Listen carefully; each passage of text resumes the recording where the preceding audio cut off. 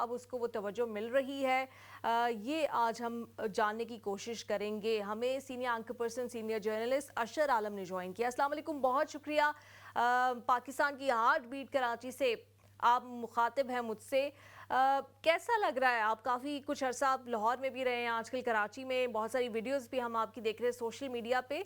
क्या कुछ मुख्तलिफ लग रहा है आपको कराची? जिंदगी का बड़ा हिस्सा, बल्कि कहूँगा तमाम जिंदगी मैंने अभी तक जितनी जी है वो कराची में ही गुजारी है। पिछले 1.5-2 साल लाहौर में रहा, कुछ जाती मसरूफियात की वजह से। मुझे ऐसा लग रहा है मैं लंदन से आया हूँ कराची वापस। मैं लोगों को कहानियां ऐसी सुना रहा हूँ।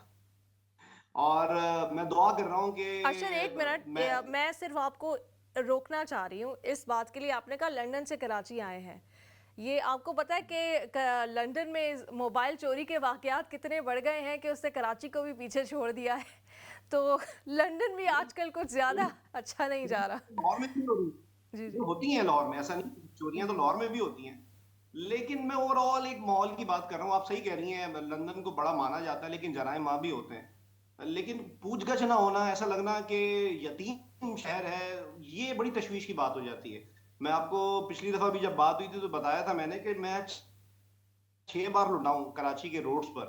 मुझ जैसा आदमी जो कराची का स्ट्रीट स्मार्ट, आप कह सकते हैं कि मैंने बसों में भी सफर किया, पैदल भी सफर किया, तो मुझे तो पता होना चाहिए कि स्नैचर कहां पर है, कहां पर नहीं, कैसे बचना है। लेकिन फिर जब थाने जाता था तो वो कहते थे यार हमारे पास कागज नहीं है शिकायत लिखने के लिए, बाहर स्टेशनरी शॉप है, टक शॉप से कागज लेकर आओ ताकि हम तुम्हारी शिकायत लिखें। ये हालात होते हैं ना, तो फिर याद आता है कि नहीं यार मैं कराची आ गया हूँ। जराइम हो जाना शायद मेरे ख्याल से अब तो नॉर्म, अभी जारी बात है, वक्त के साथ चीजें बढ़ रही हैं इस तरीके से। हर तरह के जराइम हर ममालिक में हो ही जाते हैं, हर शहरों में। लेकिन आप कह रही हैं चेंज क्या फील किया? चेंज ये फील किया कि मुझे लगता था कि किसी तरीके से कराची में जब मैं नहीं था, शायद मेरी वजह से तरक्की नहीं हो पा रही थी, तो शायद अब हो गई हो। लेकिन कराची मजीद पीछे चला गया, एज एक्सपेक्टेड। क्योंकि जिसका कोई वाली वारिस ना हो, वक्त के साथ उसको मजीद छोड़ दिया जाए तो मजीद भूख, इफलास और बेतवजही की वजह से मजीद मौत के गड्ढे में ही गिरेगा ना। कराची में आप इंफ्रास्ट्रक्चर देख लें, अभी कुछ दिनों पहले के डबल डेकर बसें चल रही हैं। डबल डेकर बस कहाँ चलाओगे भाई? मैं, आप यकीन करें नीलम, कराची का एक एरिया है जो पुराने जमाने का समझ ले डीएचए और क्लिफ्टन था, वो है नॉर्थ नाजिमाबाद। जहां इस वक्त भी जो मेन रोड के 1000 गज के घर है ना, वो 1-1 अरब रुपए के हैं क्योंकि कमर्शलाइज हो रहे हैं। वहां के गलियों के घर 12-12 करोड़ रुपए के हैं। और वहां की गलियां आप देख लेना, आप यकीन करें, वहां से एक मैयत गाड़ी जा रही थी। मैयत गाड़ी जब वहां पे से गुजरी है ना, इतने अनइवन रोड थे कि थोड़ी आगे आके वो मैयत जिंदा हो गई। उसने बोला भाई मैं भी जिंदा हूं, तो तुम मुझे कहां ले जा रहे हो? जब इस शहर के वाली वारिस कहते हैं ना कि जिंदा है, तो मैं भी जिंदा हूं। मैयत जिंदा हो गई जी। अब मैं अब जरा मजाक की बात कही, लेकिन तकलीफ भी हो रही है बात कहते हुए। ये वो इलाके हैं जहां पे 12-12, 13-13 करोड़ से लेके 1-1 अरब रुपए के घर हैं। ये उन इलाकों का हाल बता रहा हूँ। वहाँ सेवरेज का निजाम, वहाँ रोड्स का निजाम, वहाँ पे स्नैचिंग बहुत है। वहाँ पे अगर आप शाम के बाद चले जाएं तो वहाँ पे कमर्शलाइजेशन की वजह से, मार्केट्स बन जाने की वजह से, हॉल्स बन जाने की वजह से 3 से 4 किलोमीटर का सफर कभी कभी 40 से 45 मिनट में आपको करना पड़ता है। तो कराची का कोई वाले वारिस पहले भी कभी नहीं लेकिन था। क्यों नहीं और है? जो कहते थे, अशर, पहले भी एक जमात थी, वो तो कहती ही ये थी कि हम कराची के वाली वारिस हैं। और कराची को वो ओन करते थे, काम करे ना करे लेकिन ओन सब भरपूर अंदाज में करते थे। और एमक्यूएम की मैं बात कर रही हूँ, अगर पीपल्स पार्टी की बात की जाए, उन्हें हमेशा यही गिला रहता था कि हमें सिंध से तो वोट मिल जाता है, कराची वाले हमें वोट नहीं देते, हमारी प्रॉपर हुकूमत। हालांकि हमेशा पीपल्स पार्टी की मोस्टली हुकूमत रही है। अब कराची से भी उन्हें भरपूर प्यार भी मिला है और मेयर भी कराची का पीपल्स पार्टी, मेयरशिप भी पीपल्स पार्टी के पास है। अब पीटीआई को भी वार्मली वेलकम किया जा रहा है क्योंकि पीटीआई की एक बड़ी सपोर्ट कराची में मौजूद है। नून लीग भी कराची के लिए अगर विफाक से कोई फंड्स निकलने हैं या विफाक ने किसी मंसूबे का ऐलान करना है तो नून लीग को भी। अब तो सारी जमातें ऐसी हैं कि जो कराची के बारे में क्लेम तो यही करती हैं कि वो कराची को उतना ही संवारना चाहती हैं या कराची को उतना ही वापस करना चाहती हैं, रिवॉर्ड करना चाहती हैं जो कराची डिजर्व करता है।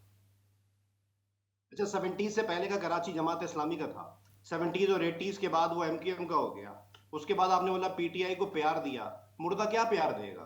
वो तो पीटीआई यहाँ पे थोप दी गई तो उन्होंने बोला चलो सही है। इतने अरसे बाद एमक्यूएम के साथ जो भी नेगेटिव आप अलकाब लगा लें वो एक तरह से साबित भी थे, वो मैं कहना नहीं चाहता, सब जानते हैं उनकी क्या हरकत थी। तो चले जी, पीटीआई को एक्सपेक्ट उन्होंने कबूल कर लिया। उसके बाद पीटीआई ने क्या दिया, इमरान खान साहब ने वजीर आजम का ओहदा संभालने के बाद एक जगह खिताब करते हुए कहा था कि कराची से इलेक्ट होने वाले तमाम एमएनएज, वो जो फिक्सेड वाले साहब हैं, वो जो ढक्कन लगाते फिरते हैं, तो मुझे तो लगता है ढक्कन चोरी भी वही करते हैं, तो उनकी सियासत ही उसके गिर्द घूमती है।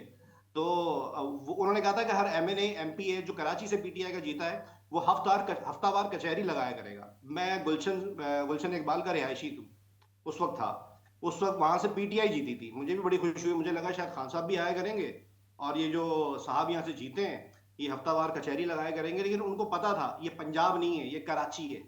यहाँ कराची वाले, ऐसा कराची वालों को शऊर भी नहीं है। पंजाब में अगर कोई नाला बंद हो या कोई बच्चे का एडमिशन ना हो रहा हो या और कोई बड़ा छोटा मसला हो, वो एमपी एमएनए का गिरबान पकड़ना या यूसी चेयरमैन का गिरबान पकड़ना जानते हैं, डाडे लोग होते हैं।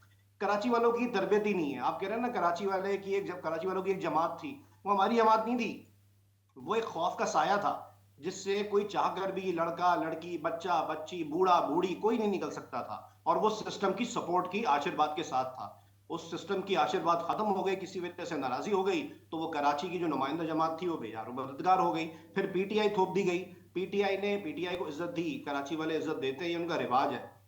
लेकिन पीटीआई ने कुछ डिलीवर नहीं किया। अब आप कह रहे हैं जी पीपल्स पार्टी का स्पेस बनाए, मैं फिर कह रहा हूँ ना, मुर्दा क्या किसी को स्पेस देगा, कराची वाले तो मुर्दा हो चुके हैं, बस पीपल्स पार्टी को बुला दिया गया। लेकिन इसके बीच में हम एक और नाम भूल जाते हैं, वो है जमात इस्लामी। आप यकीन करें, पहले मैं एक बेहतर बात कर लेता हूँ। मैंने सबसे पहले अपनी जिंदगी में कराची में जो अच्छा काम होते हुए देखा वो मुशर्रफ के दौर में होते हुए देखा। कराची बहुत बेहतर बन गया, और उस वक्त नेमतुल्लाह खान साहब मेयर कराची थे। मैंने पहली बार, ये तो लाहौर में अभी रेड बसें चल रही है ना, जिसको पीटीआई जंगला बस कहती थी, और सफर भी करते हैं उसमें, वहाँ उसके सपोर्टर्स उसमें।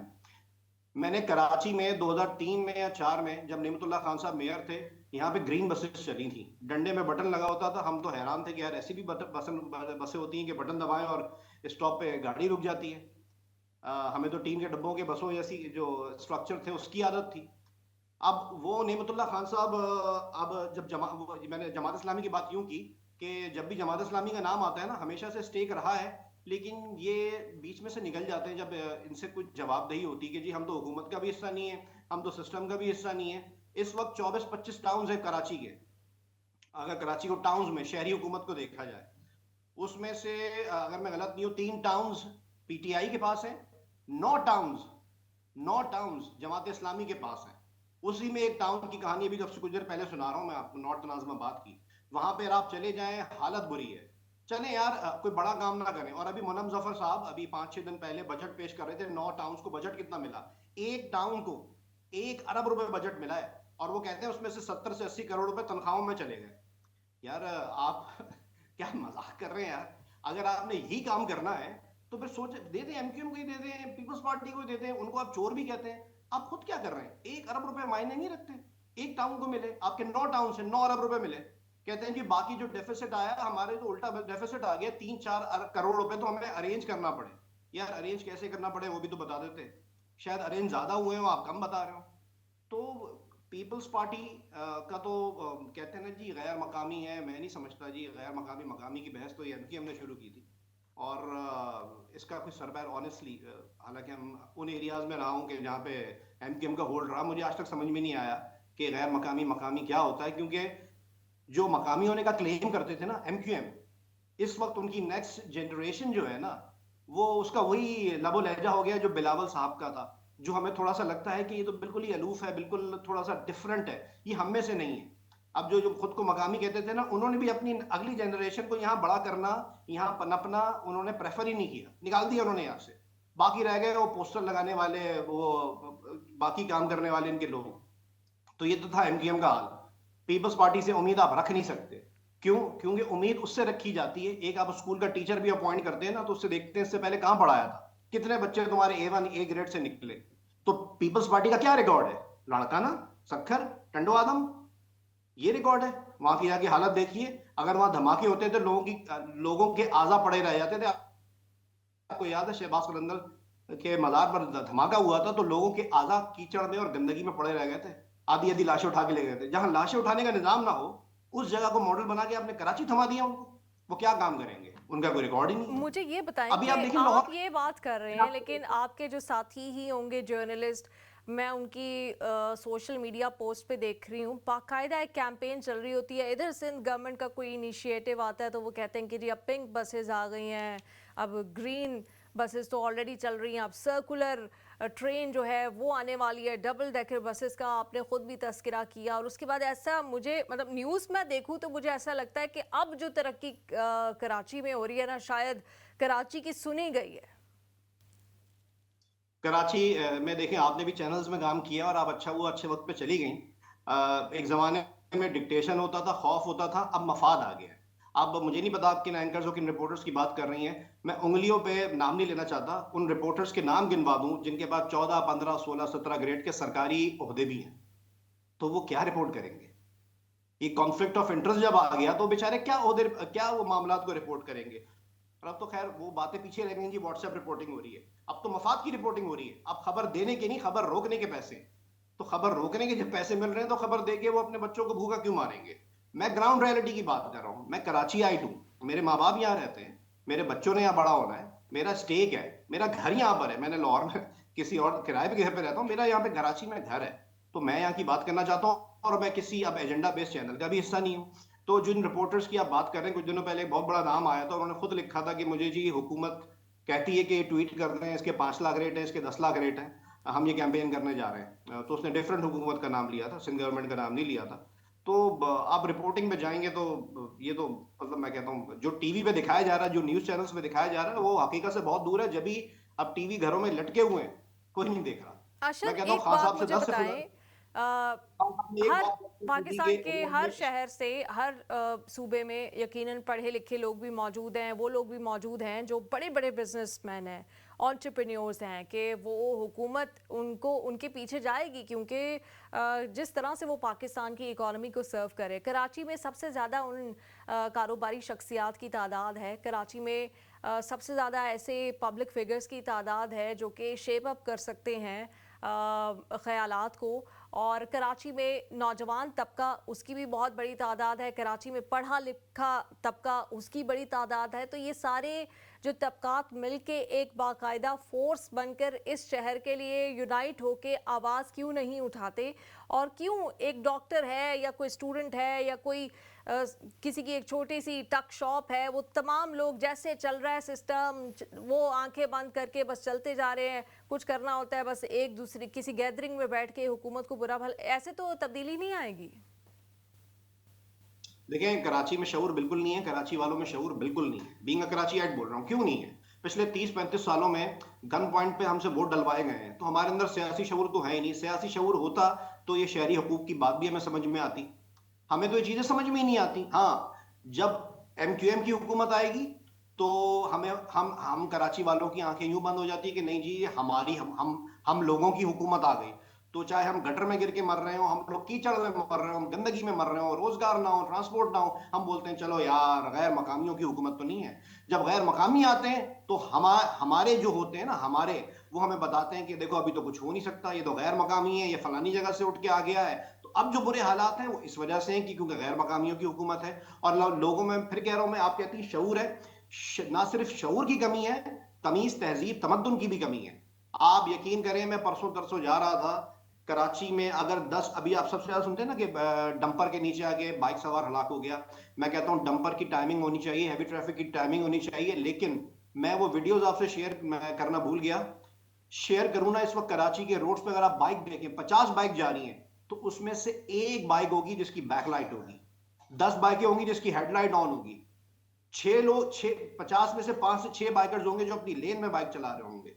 और रॉन्ग आने वालों की तादाद जितनी यहां पर है ना, बावजूद उसके कि जी कैमरे लग गए हैं, उसके बावजूद यहाँ पे जितनी वायलेशंस हैं, और सीना ठोक कर वायलेशन है। किसी को आप रोक के बोलो ना कि यार आप ये गलत कर रहे हो, तो उसको वो उसके अंदर वो समझ मर चुकी है।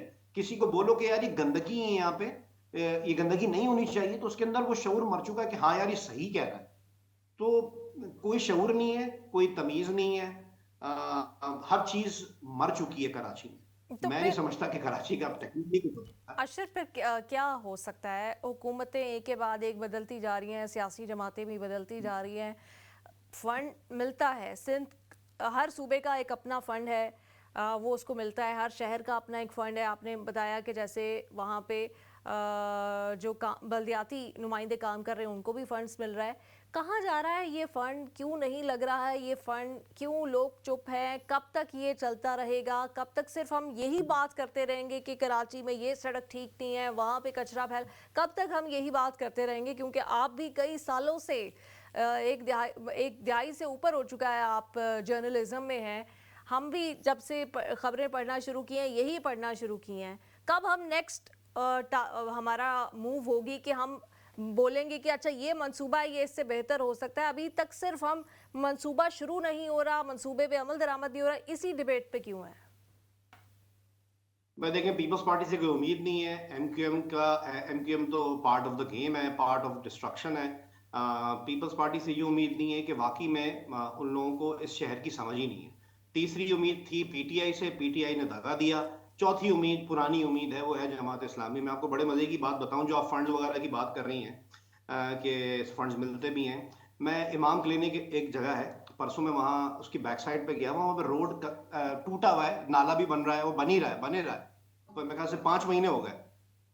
वहां पर बरसात का मौसम हुआ था 5-6 दिन पहले कराची में। तो वहां पर ट्रॉलियां, खाली ट्रॉलियां चलनी शुरू हो गई।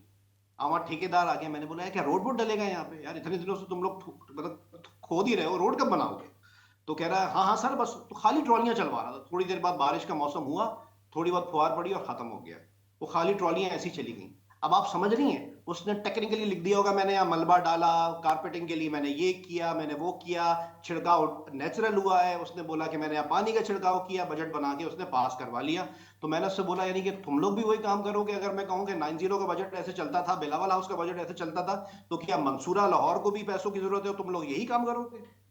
तो कराची वो 7 या 8 का पाना है जिससे वो वॉल खोल के ना अरबों रुपए निकाले जाते, चाहे वो कोई भी जमात हो। ये सारे पाने हैं, peoples party, PTI, MQM, Jamaat Islami, ये पानों के जरिए खोला जाता है, यहाँ से पैसे निकाले जाते हैं। अच्छे की उम्मीद ये होता है ना कि कोई तीसरा चौथा है, तो पीटीआई से एक उम्मीद थी, लेकिन उन्होंने अपने 3.5-4 साल में कुछ डिलीवर नहीं किया। ये बाकी अगर आप समझे कि पीपल्स पार्टी से कोई उम्मीद होगी या जमात इस्लामी से या एमक्यूएम से, तो बीइंग अ कराचीइट, मैंने इन लोगों को जो कुछ करते हुए देखा है, तो मुझे तो कोई उम्मीद नहीं। हाँ, पीटीआई से जरूर थी, लेकिन पीटीआई ने इतना वैसे ही दगा दिया जो नेशन वाइड दगा दिया। बहुत शुक्रिया अशर।